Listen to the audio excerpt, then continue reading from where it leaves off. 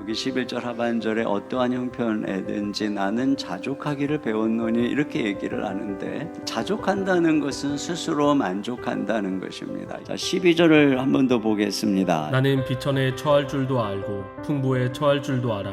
모든 일 곧 배부름과 배고픔과 풍부와 궁핍에도 처할 줄 아는 일체의 비결을 배웠노라. 바울이 지금 배워서 어떤 경지에 올라갔다라고 얘기하는 것은 우리 신자들이 배워야 되는 성숙의 경지를 말하는 것인데, 그것을 그 시대의 언어를 통해서 우리에게 말해주고 있는 것입니다. 먼저 우리가 왜 자족해야 되는가를 생각해 보려고 합니다. 첫째는 욕심이 끝이 없기 때문에 우리는 자족하는 법을 배워야 됩니다. 전도서 5장 10절 같이 한번 보겠습니다. 은을 사랑하는 자는 은으로 만족하지 못하고 풍요를 사랑하는 자는 소득으로 만족하지 아니하나니 이것도 헛되도다.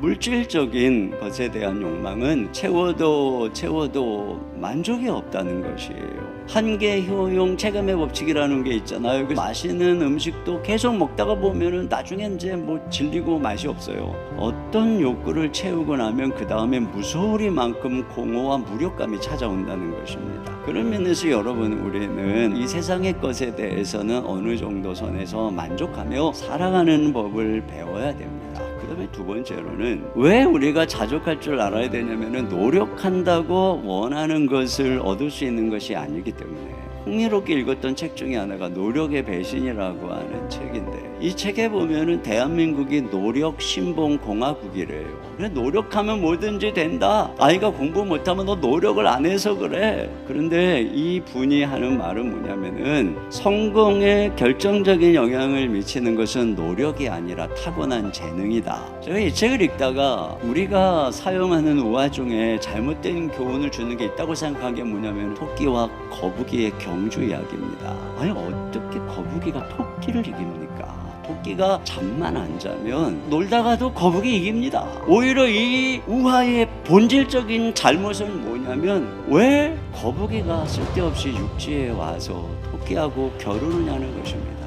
남과 비교하지 말고 내가 되는 것, 사실 우리가 찾아야 되는 진정한 길은 여기에 있는 것이에요. 성숙이 무엇입니까? 자기만의 삶에 하나님이 내게 주신 분량에 만족하고 인정하고 감사하고 그 길을 따라 살아갈 줄 아는 것입니다. 그러면 그렇게 해야 된다는 것은 알겠는데 어떻게 자족할까? 이 비결이 뭘까? 이것을 오늘 바울이 13절에 얘기하는 거죠. 내게 능력 주시는 자 안에서 내가 모든 것을 할 수 있느니라. 첫째로 우리에게 어떤 의미를 주는 거냐면, 나의 진정한 정체성을 그리스도 안에서 찾을 때 자족할 수 있다는 것입니다. 지금 바울은 감옥에 있습니다.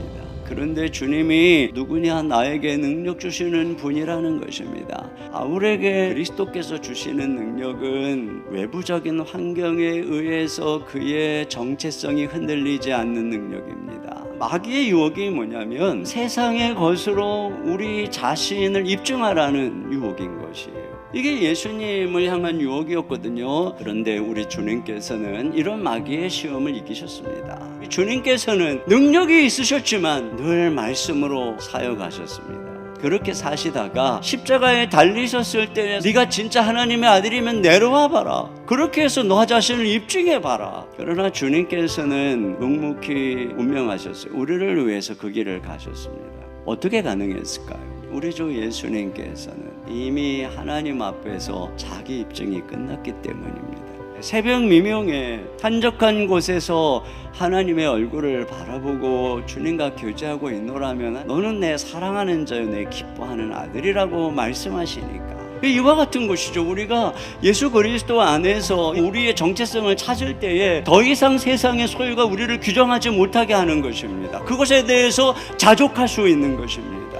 두 번째로, 더 큰 부르심을 바라볼 때 이 땅의 것은 자족할 수 있다는 것이에요. 내게 능력 주시는 자 안에서 내가 모든 것을 할 수 있느니라. 이렇게 얘기를 하는데, 가난하든 풍부하든 그 어떤 상황에서든 하나님을 사랑하는 그 자리에서 자족하고 감사할 수 있다. 이것이 1차적인 의미죠.